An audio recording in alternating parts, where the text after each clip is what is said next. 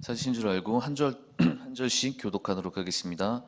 여호와여 나의 말에 귀를 기울이사 나의 심정을 헤아려 주소서.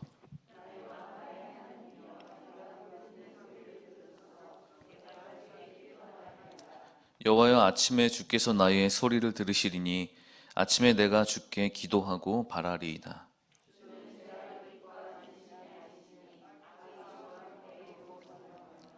오만한 자들이 주의 목전에 서지 못하리이다. 주는 모든 행악자를 미워하시며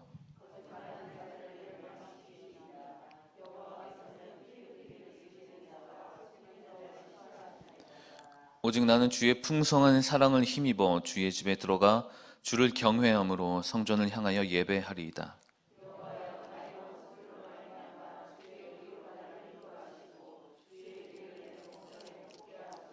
그들의 입에 신실함이 없고 그들의 심중이 심히 악하며 그들의 목구멍은 열린 무덤 같고 그들의 혀로는 아첨 하나이다.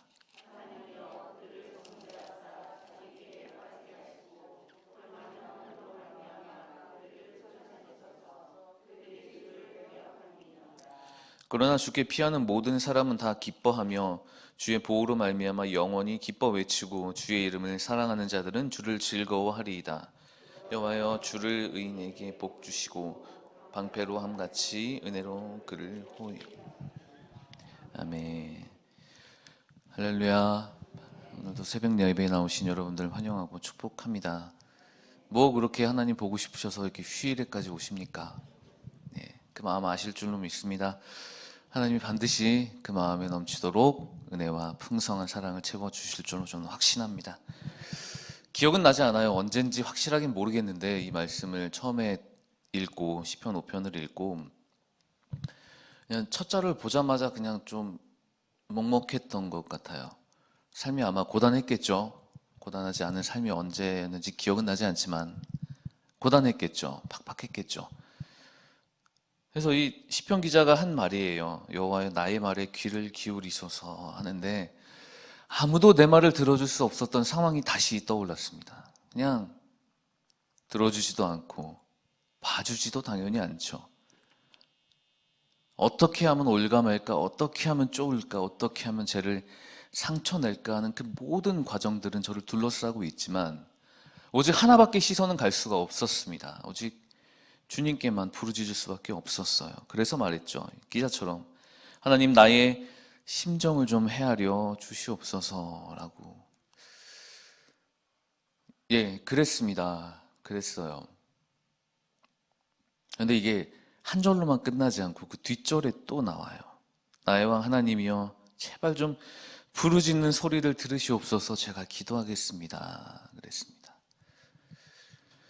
뭐가 그렇게 힘들었을까요? 뭐가 그렇게 어려웠을까요? 뭐가 그렇게 이 시편 저자를 그렇게 하나님밖에 없습니다 라고 만들었을까요? 옥죄는 여러 가지 문제들이 있겠죠. 쫓겨다니고 있었을 것이고 하나님께 바른 예배를 드리지 못했을 것이고 여러 가지 환경이 이 시편 기자를 힘들게 만들었겠죠. 그래서 이렇게 그는 결론을 냅니다. 오늘 3절이요. 아침에 주께서 나의 소리를 들으십니다. 우리가 아침에 주께 기도합니다. 그래서 오셨죠? 예, 맞습니다.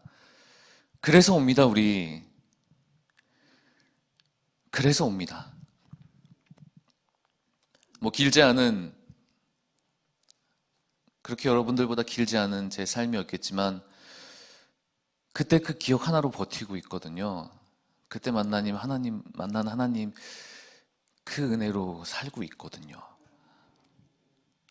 그래서 다시 한번 체험받고자 그걸로 버티고 있기에, 하지만 그것만으로도 버티기에는 조금 모자라서 은혜의 욕심이 조금 더 커서 이렇게 나옵니다. 그리고 이렇게 나오십니다. 그 마음을 기억하실 줄로 저는 확신합니다. 그런데 그렇지 않은 악인의 모습을 이제 기자들은 쭉 나열을 해요. 오만하다, 거짓말한다. 어느 정도냐면 구절을 보면 이렇게 되어 있습니다. 그들의 목구멍은 열린 무덤 같다라고 돼요. 열린 무덤. 그러니까 목에 안에 시체가 있다라고 하는 표현이에요. 그러니까 입이 무덤처럼 말을 토해내는 것마다 거짓말을 넘어서 시체가 썩는 냄새를 내는 그 역겨울 정도의 속 안에가 썩어 있다는 그런 말입니다. 악인들은 다윗을 대적하는 자들, 다윗이 믿는, 다윗이 섬기고 있는 하나님을 대적하는 모든 것들, 그것들을 품고 있는 사람들은 그들의 입을 열어서 말할 때마다 차마 맡을 수조차 없는 그 시체가 썩을 만큼의 냄새가 그들을 통해 전해진다고 합니다. 저희 양치 안 하고 잤을 때 아침에 나는 그 정도의 냄새가 아니겠죠. 얼마나 악할까요? 얼마나 독할까요? 얼마나 힘들까요? 악인들의 결과는 그거라는 말입니다. 우리 문방만 나가면 어떻나요? 대적하는 사람들 천지죠. 널려 있습니다. 그리고 지금 오늘부터, 아니 어쩌면 어제 그제부터 시작됐을 이 명절 기간 동안 이 믿음을 지키려는 여러 가지 이 상황들을 그렇지 못하게 만드는 조건들이 많이 생기죠.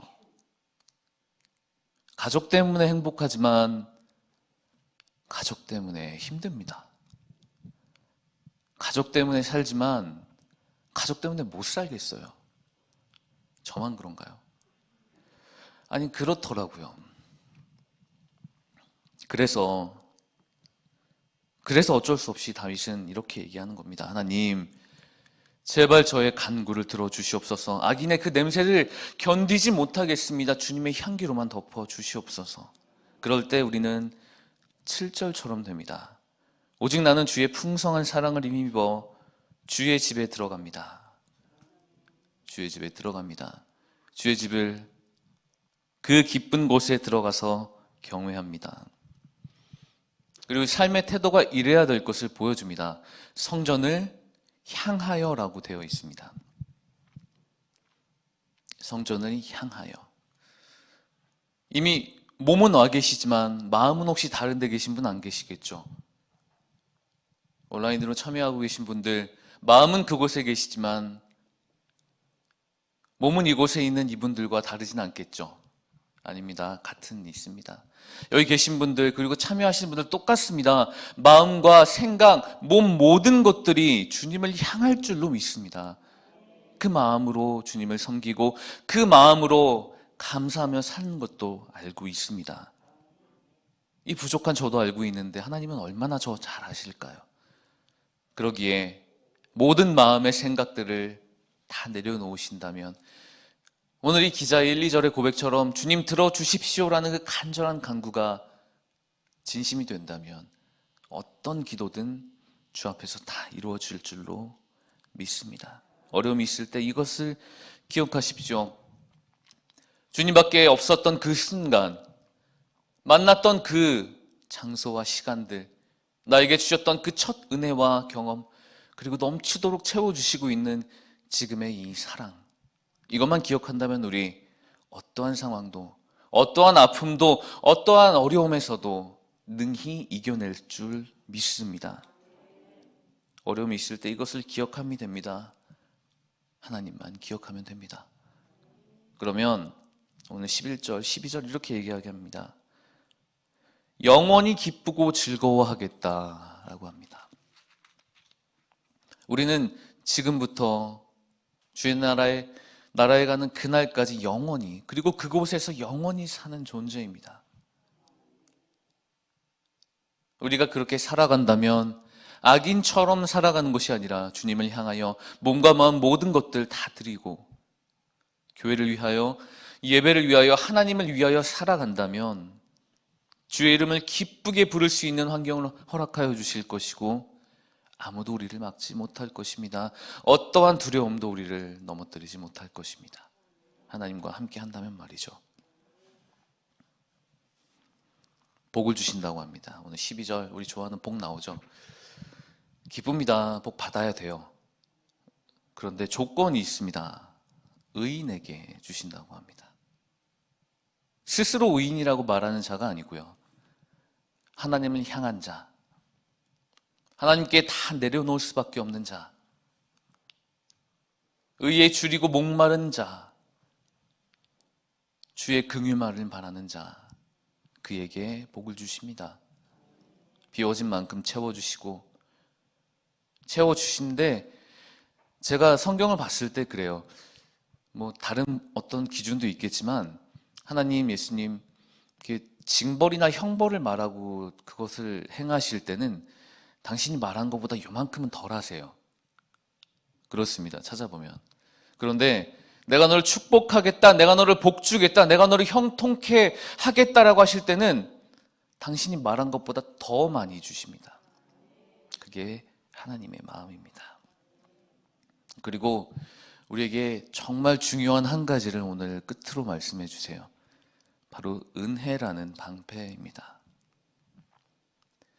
어떤 곳에 있어서도요, 어떤 곳에 가더라도요, 우리 이 은혜만 있으면 아무것도 해야 할 게 없습니다.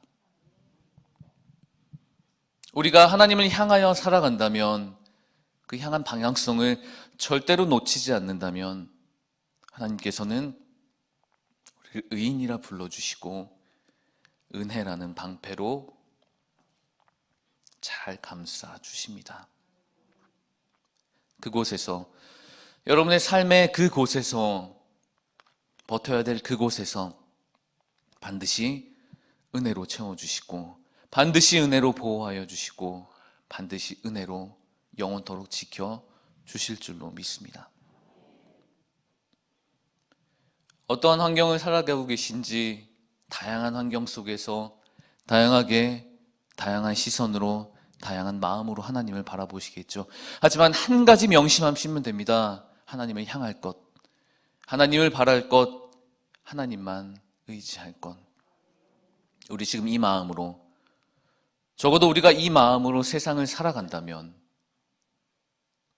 세상은 우리를 통하여 하나님을 보게 될 것입니다. 그리고 이곳에 그것을 갈급해하는 많은 사람들이 차고 넘치게 될 것이고요.